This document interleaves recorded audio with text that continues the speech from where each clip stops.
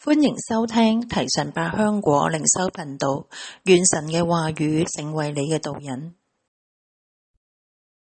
詩篇53篇6節，但願以色列的救恩從錫安而出，神救回他被擄的子民那時，雅各要快樂，以色列要歡喜。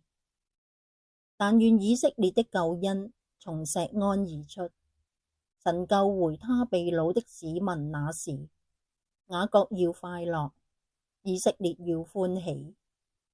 親愛嘅父神，你喺天上垂看世人，渴慕與人同在，喜悅我哋去尋求你。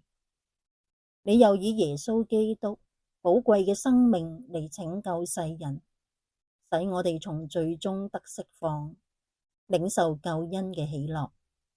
你係我哋嘅避難所，親愛嘅聖靈，求你嚟光照我哋，使我哋省察自己是否真正與神相連，幫助我哋從內心真實認識神，相信神，跟隨神嘅心意而活。